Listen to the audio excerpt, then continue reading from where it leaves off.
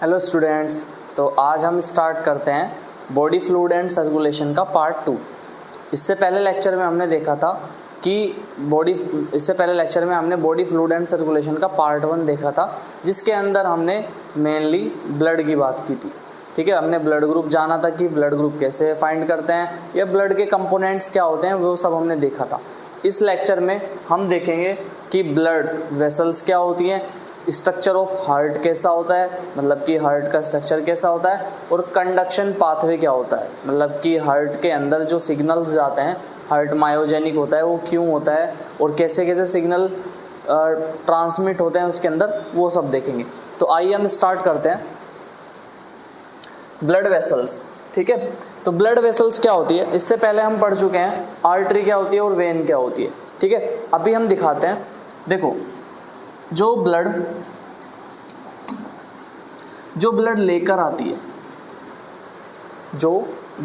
लेकर आती है कहाँ, हार्ट से टिश्यू की तरफ, उसको हम क्या बोलते हैं, उसको हम आर्टरी बोलते हैं। ठीक है, आर्टरी में ऑलवेज ऑक्सीजनेटेड ब्लड फ्लो होता है। जो हमारी आर्टरी होती है उसके अंदर ऑक्सीजनेटेड ब्लड फ्लो होता है, यानी हार्ट से ब्लड कहाँ पे जाता है, टिश्यूज के पास जाता है। हार्ट से ब्लड कहाँ जाता है, टिश्यूज के पास जाता है, क्योंकि इसके पास क्या होता है, ऑक्सीजनेटेड ब्लड। और हम सबको पता है टिश्यू को किसकी ज़रूरत होती है, एनर्जी बनाने के लिए, एनर्जी प्रोड्यूस करने के लिए ऑक्सीजन की ज़रूरत होती है। तो वो ऑक्सीजन लेके कौन आता है, आर्टरी लेके जाती है वहाँ पे ऑक्सीजन। ठीक है, लेकिन यहाँ पे हमने लिखा हुआ है accept pulmonary artery. Pulmonary artery के अंदर डीऑक्सीजनेटेड ब्लड फ्लो होता है। उसके अलावा जितनी भी आर्टरी होती हैं सबके अंदर ऑक्सीजनेटेड ब्लड फ्लो होता है। ये हमेशा हार्ट से ऑक्सीजनेटेड ब्लड टिश्यूज की तरफ लेके जाती हैं। अब जो आर्टरी होती है वो जब छोटी सी कैपिलरी या ये बोल सकते हैं हम, छोटी सी ब्लड वेसल्स के अंदर टूटती है। जैसे ये आर्टरी है और ये छोटी सी वेसल्स के अंदर टूट रही है, तो इसको हम बोलते हैं आर्टेरियोल। आर्टरियोल कुछ नहीं होता है, आर्टरी का छोटा पार्ट होता है। ठीक है, आर्टरियोल क्या है, आर्टरी का छोटा सा पार्ट है, उसको हम आर्टरियोल बोलते हैं। ठीक है, फिर आर्टरियोल आगे चल के कैपिलरी में कन्वर्ट हो जाती है और यहीं पे एक्सचेंज होता है। यही वो साइट है जहाँ पे क्या होता है, एक्सचेंज होता है। एक्सचेंज कैसा होता है, O2 यहाँ से निकल के कहाँ चली जाती है, टिश्यू के पास, और टिश्यू से कार्बन डाइऑक्साइड यहाँ पे डाल दी जाती है। टिश्यू से कार्बन डाइऑक्साइड यहाँ पे डाल दी जाती है, यहीं से ही मेन एक्सचेंज होता है। फिर क्या होता है, कैपिलरी किस में कन्वर्ट हो जाती है आगे चल के, छोटी सी वेन्यूल्स में। ठीक है, और ये वेन्यूल्स बड़ी एक वेसल बनाती है जिसको हम वेन बोलते हैं। तो वेन क्या करता है, वेन डीऑक्सीजनेटेड ब्लड लेके जाता है भाई, क्योंकि इसने कार्बन डाइऑक्साइड इसमें डाल दी कैपिलरी में, और फिर यहाँ पे आई कार्बन डाइऑक्साइड, यहाँ पे कार्बन डाइऑक्साइड आई, तो ये मेनली कार्बन डाइऑक्साइड यानी ऑक्सीजन डीऑक्सीजनेटेड ब्लड फ्लो करता है। जबकि आर्टरी के अंदर कैसा ब्लड फ्लो होता है, ऑक्सीजनेटेड ब्लड फ्लो होता है आर्टरी के अंदर। ठीक है, तो हमने ये देखा कि आर्टरी ऑलवेज, कोई सी भी आर्टरी अगर हमारी बॉडी में पाई जाए तो वो क्या होती है, हार्ट से ब्लड कहाँ पे लेके जाएगी, टिश्यूज के पास लेके जाएगी। ठीक है, ऑलवेज सभी आर्टरी में कौन सा ब्लड फ्लो होता है, ऑक्सीजनेटेड ब्लड फ्लो होता है। बस हमें इतना याद रखना है कि सभी आर्टरी में कौन सा ब्लड फ्लो होता है, ऑक्सीजनेटेड ब्लड फ्लो होता है, सिर्फ एक आर्टरी को छोड़कर। कौन सी, पल्मोनरी आर्टरी। पल्मोनरी आर्टरी कहाँ होती है, अभी मैं नेक्स्ट डायग्राम में दिखाता हूँ आपको। फिर उसके बाद क्या होता है, आर्टरी हमने देख ली, वेन्स हमने देख ली, उसके बाद कैपिलरीज हमने देख ली। वेन्स की अगर मैं बात करूं तो वेन्स क्या होती है, ऑलवेज टिश्यू से ब्लड को कहाँ पे लेके जाती है, हार्ट की तरफ लेके जाती है। यानी वेन टिश्यू से ब्लड हार्ट की तरफ लेके जाती है। और वेन्स के अंदर हमेशा कैसा ब्लड फ्लो होता है, डीऑक्सीजनेटेड ब्लड फ्लो होता है। अगर मैं बात करूं कभी भी आर्टरी की, तो आर्टरी के अंदर कौन सा ब्लड फ्लो, ऑक्सीजनेटेड फ्लो। ठीक है, ऑक्सीजनेटेड ब्लड फ्लो। ठीक है, accept pulmonary artery. Pulmonary artery के अंदर डीऑक्सीजनेटेड ब्लड फ्लो होता है। ऐसे ही सभी वेन्स के अंदर डीऑक्सीजनेटेड ब्लड फ्लो होता है, सभी वेन्स के अंदर डीऑक्सीजनेटेड ब्लड फ्लो होता है, लेकिन accept pulmonary vein. Pulmonary vein को छोड़कर सभी वेन्स के अंदर डीऑक्सीजनेटेड ब्लड फ्लो होता है, पल्मोनरी वेन के अंदर ऑक्सीजनेटेड ब्लड फ्लो होता है। आइए हम देखते हैं कि कौन सी होती है पल्मोनरी आर्टरी और कौन सी होती है पल्मोनरी वेन्स। ठीक है, आगे हम देखते हैं। देखो, हार्ट का डायग्राम इस तरह का होता है, 4 चैम्बर होते हैं हार्ट के अंदर, ठीक है। ये होता है एट्रियम और मतलब ये तो ऊपर वाले होते हैं एट्रियम और नीचे वाले होते हैं वेंट्रिकल, ठीक है। ऊपर वालों को क्या बोल देते हैं हम, ये दोनों ऊपर हैं एट्रियम और नीचे वालों को क्या बोलते हैं, वेंट्रिकल, ठीक है। जो राइट साइड में वो राइट एट्रियम, जो लेफ्ट साइड में लेफ्ट एट्रियम, ठीक है। जो राइट साइड में वेंट्रिकल है राइट वेंट्रिकल, जो लेफ्ट साइड में वेंट्रिकल है लेफ्ट वेंट्रिकल। अच्छा, बायो के अंदर राइट और लेफ्ट कैसे देखते हैं, जैसे मैं खड़ा हूँ, ठीक है, इस तरह मैं अपने आप को कॉपी की तरफ रख के देखो, अगर मेरी साइड ये राइट है तो ये राइट साइड, ये वाली लेफ्ट है तो लेफ्ट साइड। जबकि फिजिक्स और केमिस्ट्री जब हम पढ़ते हैं तो हम इस तरह से देखते हैं कि भाई जैसे हम लिख रहे हैं ना कॉपी पे, तो इधर वाला क्या हो जाएगा राइट और इधर वाला क्या हो जाएगा लेफ्ट, ठीक है। तो इस तरह से देखा जाता है फिजिक्स केमिस्ट्री के अंदर। चलो बायो के अंदर हम खुद को रख के देखते हैं यहाँ पे कॉपी की जगह, ठीक है। चलो देखते हैं ये ऊपर क्या होता है, ऊपर होते हैं लंग्स या एल्वेलाई बोल लो, नीचे होता है टिश्यू। हमें एक चीज पता है कि एल्वेलाई के पास ऑक्सीजन होती है, जब हम सांस लेते हैं तो ऑक्सीजन अंदर आती है, तो ऑक्सीजन कहाँ पे डाल दी जाती है, यहाँ पे डाल दी जाती है ऑक्सीजन। तो ब्लड कैसा हो जाता है, ऑक्सीजनेटेड ब्लड, ब्लड कैसा हो जाता है, ऑक्सीजनेटेड हो जाता है ब्लड। तो जो एल्वेलाई से ऑक्सीजनेटेड ब्लड लेकर कहाँ पे आती है, कहाँ पे आती है, लेफ्ट एट्रियम के अंदर आती है। जो किससे, एल्वेलाई से ब्लड लेकर कहाँ पे आती है, लेफ्ट एट्रियम के अंदर आती है, उसको बोलते हैं पल्मोनरी वेन। क्या बोलते हैं भाई, पल्मोनरी वेन, ठीक है। तो हमें पता लग गया कि जो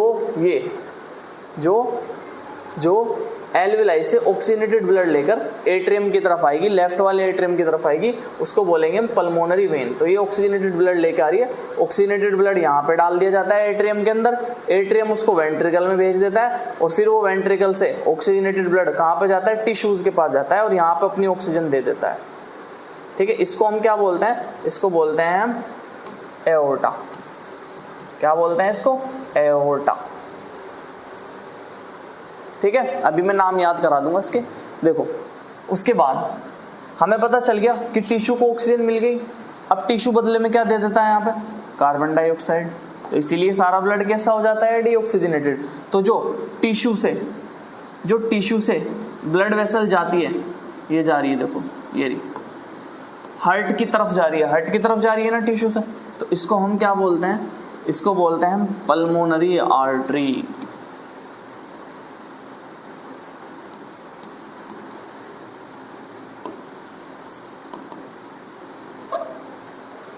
ठीक है भाई, तो हमें पता चल गया पल्मोनरी आर्टरी, हमें पता चल गया पल्मोनरी क्या नाम, वेन, ठीक है। अब जो राइट वेंट्रिकल अब देखो तुम्हें पता है कि भाई टिश्यू से कार्बन डाइऑक्साइड इसमें गई पल्मोनरी आर्टरी में, अब ये डीऑक्सीजनेटेड ब्लड कहाँ पे गया, एट्रियम में, एट्रियम से हमेशा कहाँ आता है ब्लड, वेंट्रिकल में। अब ये वेंट्रिकल के थ्रू यहाँ पे भेज दिया जाता है ये एल्वेलाई के पास। अब ये कार्बन डाइऑक्साइड एल्वेलाई को दे दी जाती है, हम सांस के थ्रू बाहर छोड़ देते हैं, इसका नाम होता है वेना केवा। क्या नाम होता है, वेना, ओए सॉरी ये नाम गड़बड़ हो गया, इसलिए होती है वेना केवा, ठीक है। इसका नाम क्या होता है, वेना केवा, ठीक है। और ये होती है हमारी पल्मोनरी आर्टरी, ठीक है भाई। अभी मैं याद करा दूंगा तुम्हें, टेंशन नहीं लेनी उसकी। देखो तो टिश्यू ने कार्बन डाइऑक्साइड इसमें डाली, तो ये ब्लड कैसा हो चुका, डीऑक्सीजनेटेड ब्लड हो चुका। अब ये डीऑक्सीजनेटेड ब्लड कहाँ पे जाएगा, एट्रियम के पास, कौन लेके जाएगा, वेना केवा। अब ये एट्रियम से कहाँ डाल दिया जाएगा, वेंट्रिकल में, और वेंट्रिकल से कहाँ पे चला जाएगा, ये एल्वेलाई के पास जाएगा, वहाँ पे उसको कार्बन डाइऑक्साइड दे देगा, बदले में उसको ऑक्सीजन दे देगी, ठीक है। मैंने बताया था अभी आपको कि सभी आर्टरी में कौन सा ब्लड फ्लो होता है, ऑक्सीजनेटेड ब्लड फ्लो होता है, सिर्फ एक आर्टरी को छोड़कर, पल्मोनरी आर्टरी, ठीक है। आप पल्मोनरी आर्टरी में आप खुद देख लो कौन सा ब्लड फ्लो हो रहा है, डीऑक्सीजनेटेड ब्लड फ्लो हो रहा है। मैंने आपको एक लाइन और बताई थी कि सभी वेन के अंदर डीऑक्सीजनेटेड ब्लड फ्लो होता है, सभी वेन्स के अंदर डीऑक्सीजनेटेड ब्लड बहता है, मतलब कार्बन डाइऑक्साइड रहती है उसमें, लेकिन एक वेन को छोड़कर, कौन सी वेन, पल्मोनरी वेन, ठीक है। तो पल्मोनरी वेन के अंदर कौन सा ब्लड फ्लो होता है? ऑक्सीजनेटेड ब्लड फ्लो होता है। ठीक है, चलो इसको नोट कर लो। चलो उसके बाद देखते हैं हम। अब देखो ये याद कैसा रहेगा कि कौन सी एओर्टा है, कौन सी वेना केवा है, कौन सी आर्टरी है और कौन सी वेन है। तो देखो मैं याद करने की एक ट्रिक बता देता हूँ उसकी। देखो देखो A4 होता है अवे, A4 क्या होता है? अवे। तो जो ब्लड को हार्ट से दूर लेके जाए, हार्ट से अवे मतलब होता है दूर, तो जो हार्ट से ब्लड को दूर लेके जाए, A4 अवे, जो हार्ट से ब्लड को दूर लेके जाए उसको बोलते हैं आर्टरी, और A4 आर्टरी। या एओर्टा भी तो एक बड़ी आर्टरी है। तो देखो मुझे बताओ, जब इस लेफ्ट वेंट्रिकल से ये निकली एओर्टा, तो ये किसके पास जा रही है? टिश्यू के पास जा रही है, यानी दूर जा रही है, दूर जा रही है ना। तो यानी जो लेफ्ट वेंट्रिकल से निकलेगी उसको क्या बोलेंगे हम? एओर्टा, क्योंकि ब्लड लेके जा रही है, यानी दूर जा रही है हार्ट से टिश्यू की तरफ। एक ए वाला हो रहा है ये रहा आर्टरी। ठीक है, तो आर्टरी में देखो ये भी राइट वेंट्रिकल से निकल रही है और ये भी दूर जा रही है, दूर लेके कहाँ पर जा रही है? एल्वेलाई के पास जा रही है। ठीक है, तो इससे याद हो जाएगा तुम्हारा। अब एक आता है वी का मतलब यानी वापस, वी का मतलब वापस, और वी का मतलब वेन। ठीक है, वेना केवा भी एक बड़ी वेन है।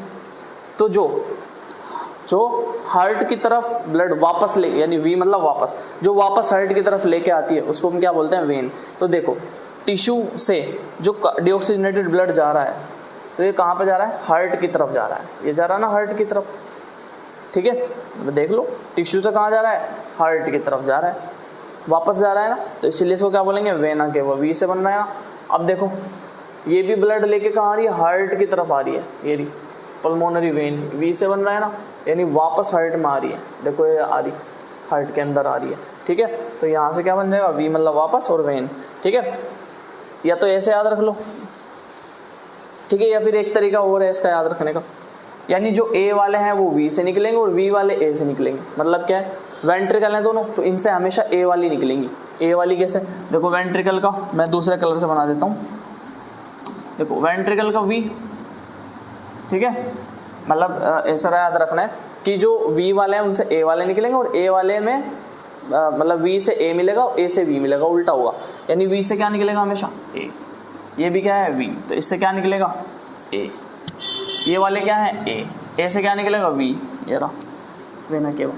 ये क्या है? ए से क्या निकलेगा? वी, यानी वेन। तो चाहे इस तरह याद रख लो, चाहे इस तरह याद रख लो, तुम्हारी मर्जी। ठीक है, उसे लिख लेंगे। चलो उसके बाद देखते हैं स्ट्रक्चर ऑफ हार्ट। ये स्ट्रक्चर ऑफ हार्ट है ना, ये रहा। ठीक है, चलो अब देखो हमने ये पढ़ा है अभी। ठीक है, इसके 4 चैम्बर पढ़े हैं। ठीक है, और इनसे जो निकल रहा है, जो आर्टरी और जो वेन निकल रही है, हमने वो उसकी स्टडी की है। अभी हम देखते हैं कि देखो जो हमारा हार्ट होता है वो एक डबल लेयर से घिरा हुआ होता है, डबल मेम्ब्रेन से घिरा हुआ होता है, जिसको हम क्या बोलते हैं? पेरिकार्डियम बोलते हैं। क्या बोलते हैं? जिसको हम पेरिकार्डियम बोलते हैं। ये डबल लेयर्ड होती है। कैसी होती है? Double layered. ठीक है भाई, ये डबल लेयर्ड होती है। इसके बीच का जो स्पेस होता है, ये वाला जो स्पेस होता है, उसको बोलते हैं पेरिकार्डियल स्पेस। ठीक है, देखो इसमें भी नाम में पेरिकार्डियम, इसमें भी। जब भी पेरिकार्डियम वर्ड यूज हो तो समझ जाना हार्ट से रिलेटेड बात है। ठीक है, हार्ट से रिलेटेड बात है। प्ल्यूरा यूज होता है वर्ड प्ल्यूरा। प्ल्यूरा कहाँ पे पढ़ा था हमने? पिछले चैप्टर में, breathing and exchange of gases में। प्ल्यूरा वर्ड लंग्स के लिए, पेरिकार्डियम वर्ड्स किसके लिए? हार्ट के लिए।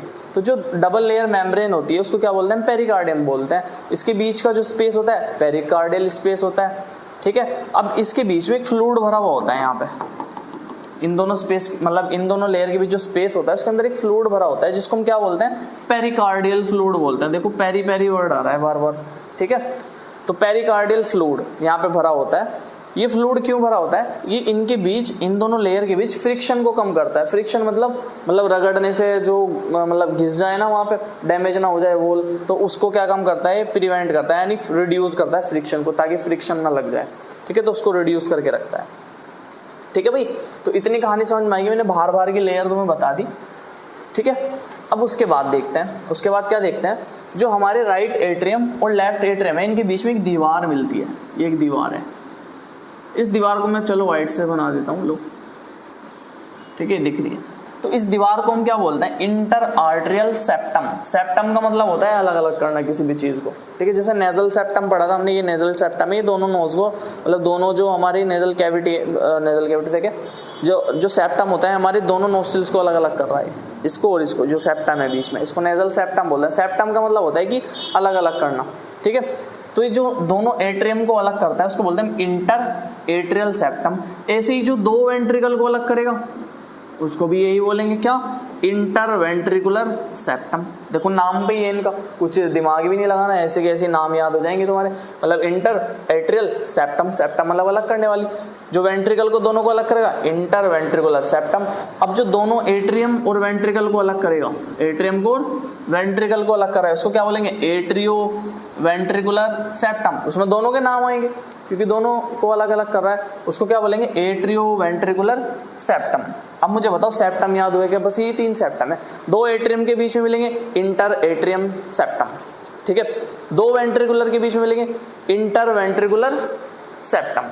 ठीक है, एट्रियम और वेंट्रिकुलर के बीच में मिलेगा तो एट्रियो वेंट्रिकुलर सेप्टम। ठीक है, नाम से ही याद हो जाएंगे आपके। फिर देखो, जो एट्रियम से, देखो तुम्हें पता है कि ब्लड हमेशा नीचे आता था। अभी हमने देखा ना पिछले डायग्राम में कि एट्रियम में पहले ब्लड आता था और एट्रियम से फिर वेंट्रिकल में जाता था ब्लड। ठीक है, एट्रियम से कहाँ जाता था, वेंट्रिकल में जाता था। तो जब एट्रियम से वेंट्रिकल के अंदर ब्लड आता है तो उसका एक वॉल्व होती है जिसको हम क्या बोलते हैं, ट्राइकस्पिड वॉल्व बोलते हैं।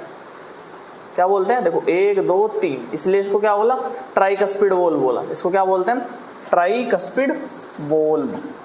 ट्राइकस्पिड वॉल्व ये कहाँ पे मिलता है, राइट एट्रियम और राइट वेंट्रिकल के बीच में। कैसे याद करेंगे भाई, देखो आर मतलब ट्राइकस्पिड में आर आता है, TRI, और ऐसे ही राइट में भी आर आता है, RIGHT। तो आर से याद रख लेंगे कि राइट वाले जो एट्रियम और वेंट्रिकल है उसके बीच में एक वॉल्व मिलेगा। ठीक है, वॉल्व क्या काम करेगा, ये इस वॉल्व के थ्रू ही ब्लड ऊपर से नीचे आएगा।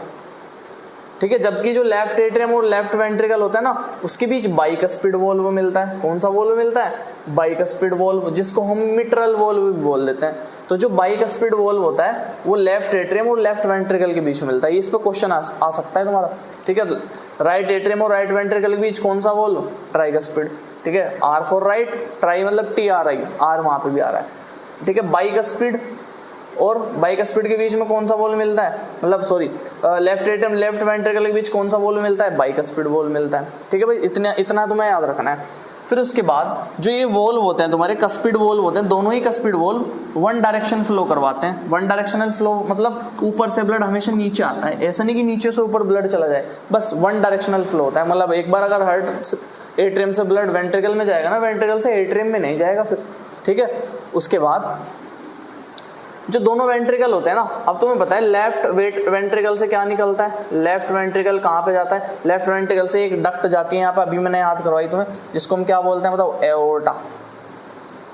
ठीक है, एओर्टा बोलते हैं ना इसको। तो ये एओर्टा जब वेंट्रिकल से एओर्टा निकलती है तो यहाँ पे भी एक वॉल्व प्रेजेंट होता है जिसको हम बोलते हैं सेमी ल्यूनर वॉल्व। क्या बोलते हैं, सेमी ल्यूनर वॉल्व। जबकि जो राइट वेंट्रिकल होता है, राइट वेंट्रिकल से भी एक चीज निकलती है जिसको हम क्या बोलते हैं, पल्मोनरी, क्या बोलते हैं, पल्मोनरी आर्टरी। अभी देखा था ना हमने भाई, V मतलब A, पल्मोनरी आर्टरी।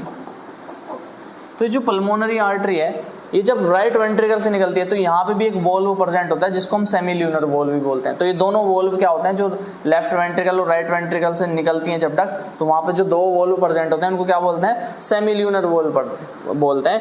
ये भी बैक फ्लो को प्रिवेंट करता है। बैक फ्लो को प्रिवेंट मतलब एक बार ब्लड यहाँ से बाहर चला जाएगा ना, ये नहीं कि वापस अंदर आएगा, बस ये बाहर ही ले जाएगा ब्लड, वापस अंदर नहीं आने देगा, इसीलिए prevent back flow, backward flow. ठीक है, बैकवर्ड फ्लो को प्रिवेंट करते हैं। ठीक है, अगर मैं इनकी मोटाई देखूं ये थिकनेस देखूं कि कौन सा एट्रियम और वेंट्रिकल में कौन ज़्यादा थिकनेस किसकी ज़्यादा होती है, तो हमेशा याद रखना वेंट्रिकल की थिकनेस ज़्यादा होती है एट्रियम की थिकनेस से। अगर इनका भी तुम्हें ऑर्डर याद करना हो तो राइट एट्रियम सबसे ज़्यादा थिन होता है, ठीक है, उससे ज़्यादा थिक होता है लेफ्ट एट्रियम, लेफ्ट एट्रियम से ज़्यादा थिक राइट वेंट्रिकल, और राइट वेंट्रिकल से ज़्यादा थिक लेफ्ट वेंट्रिकल। मतलब इस तरह का तुम साइन बना सकते हो लोग थिकनेस का, ठीक है। ऐसे आ रहे हैं ना, तो देखो जब ऐसे चलेंगे ना, मतलब कौन सी डायरेक्शन हो गई, ये क्लॉकवाइज डायरेक्शन में चलेंगे, यहाँ से स्टार्ट करना, एट्रियम से क्लॉकवाइज डायरेक्शन में चलोगे तो थिकनेस बढ़ती जाएगी, ठीक है, ऐसे याद रख सकते हो। उसके बाद अच्छा इसका वो ले लो, फोटो ले लो आप, फिर बोलोगे कि हटते नहीं है सामने से। चलो उसके बाद ये है ना, ठीक है, conducting system of heart. Conducting system of heart का हमने स्ट्रक्चर देख लिया, हार्ट से कौन कौन सी वेसल्स निकल रही हैं ये भी हमने देख लिया, कौन कौन से वॉल्व प्रेजेंट होते, दो ही वॉल्व प्रेजेंट होते, एक तो कस्पिड वॉल्व, एक सेमील्यूनर वॉल्व जो अभी हम पढ़ गए हैं। कस्पिड वॉल्व एट्रियम और वेंट्रिकल के बीच, ठीक है, और सेमील्यूनर वॉल्व कहाँ मिलेंगे, जो वेंट्रिकल से निकलेंगे डक्ट उनमें मिलेंगे, जो वेसल्स निकलेंगे ना उसमें मिलेंगे, ठीक है। अब कंडक्टिंग सिस्टम ऑफ हार्ट तीन चीज़ों का बना होता है, nodal tissue, bundles and fibres. किस किस का बना होता है, nodal tissue, bundles and fibres. जो नोडल टिश्यू होता है वो ऑटो एक्साइटेबल होता है। ऑटो एक्साइटेबल का मतलब क्या होता है, इसमें खुद ही एक्साइट होने की क्षमता कैपेसिटी होती है, ठीक है। मतलब जो हमारा हार्ट होता है ना वो मायोजेनिक होता है। कैसा हार्ट होता है हमारा, मायोजेनिक हार्ट। मायोजेनिक का मतलब हमारा हार्ट है ना किसी के कंट्रोल में नहीं होता, ये खुद ही रिदम बना के रखता है हमारा हार्ट। जो हार्ट बीट होती है ना हमारी, ये खुद ही बना के रखता है, सेल्फ रेगुलेट करके रखता है। इसी को क्या बोलते हैं, मायोजेनिक बोलते हैं, ठीक है। जो 70 से 75 टाइम्स हमारा हार्ट बीट होती है ना, वो खुद ही जनरेट करके रखता है, खुद ही एक्शन पोटेंशियल बना के रखता है हमारा हार्ट, ठीक है। क्यों रखता है अभी बताता हूँ। जबकि जो इंसेक्ट वगैरह होते हैं, इन्वर्टिब्रेट्स होते हैं ना, उनका जो हार्ट होता है ना वो न्यूरोजेनिक होता है। न्यूरोजेनिक मतलब ब्रेन के कंट्रोल में होता है डायरेक्ट, ठीक है। यानी अगर मैं लिखूँ ना इन्वर्टिब्रेट्स, तो इनका हार्ट कैसा होता है, न्यूरोजेनिक। जबकि ह्यूमन का और वर्टिब्रेट्स का, mostly vertebrates,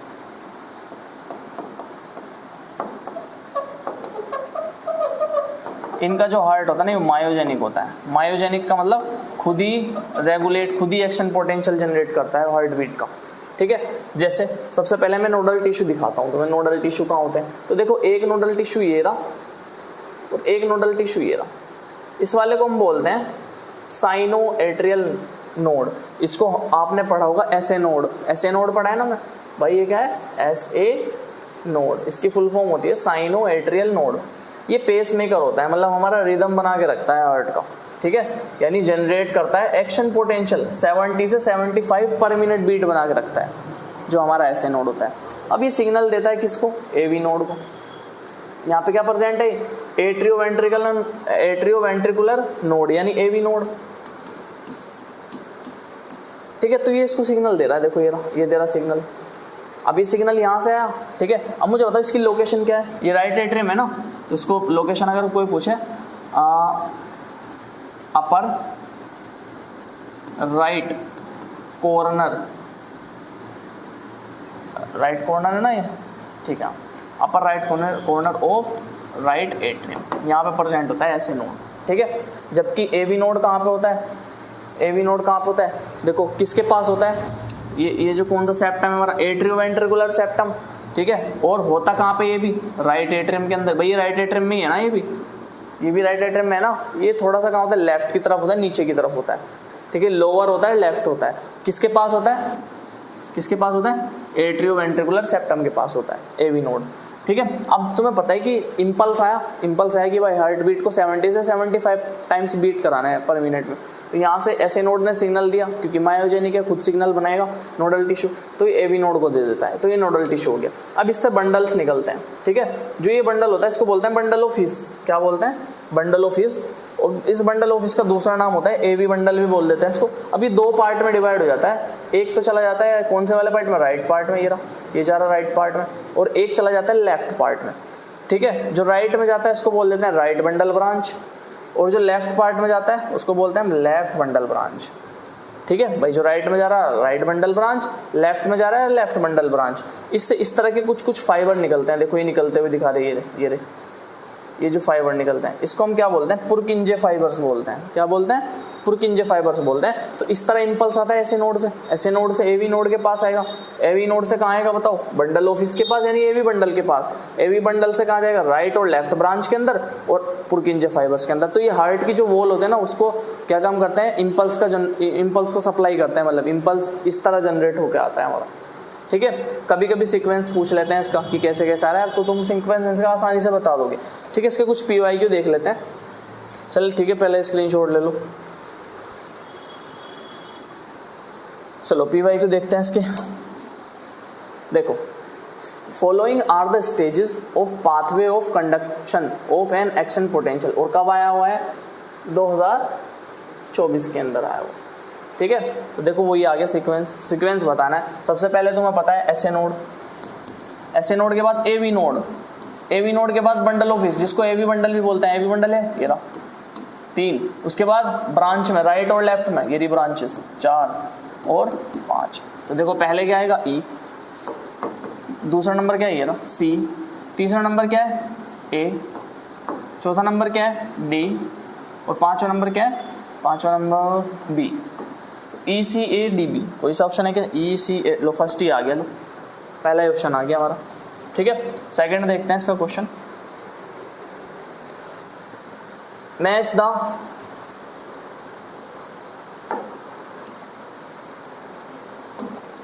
the items given in column first with those in column second and select the correct option given below.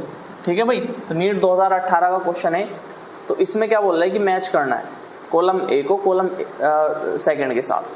तो हम देखते हैं ट्राइकस्पिड वॉल, देखो कितना आसान सा क्वेश्चन है। ट्राइकस्पिड वॉल यानी R आ रहा है तो राइट साइड में कौन किसके बीच, right atrium and right ventricle, यानी A का तो आ जाएगा थर्ड। फिर उसके बाद बाइकस्पिड वॉल किसके बीच मिलता है, लेफ्ट एट्रियम और लेफ्ट वेंट्रिकल। देखो है क्या कहीं पे, यानी B का आ जाएगा फर्स्ट, A का थर्ड, B का फर्स्ट, A का थर्ड जो फर्स्ट में ही आ गया ये भी। तो वो कितना आसान से क्वेश्चन आते हैं इसके। फिर देखते हैं a patch of nodal tissue responsible for initiating the rhythmic contractile activity. Rhythm कौन बना के रखता है हमारा, SA नोड ही तो जनरेट करता है। Activity of the heart is present in lower left corner of the ventricle. कहाँ पे प्रेजेंट होता है बताओ, SA नोड की पोजीशन क्या होती है, यहाँ पे होती है ना। ठीक है, upper right corner of the right atrium, बिल्कुल सही सेकंड आंसर। ठीक है भाई, तो बस इस तरह का आएगा। बाकी इसके बाद ये करो, उसके बाद NCERT का क्वेश्चन लगाओ, पिछले लेक्चर भी देखो, फिर ये वाला लेक्चर देखो। इसका जो थर्ड पार्ट है जल्दी अपलोड करते हैं। ठीक है, तो बाकी पढ़ते रहिए। ठीक है।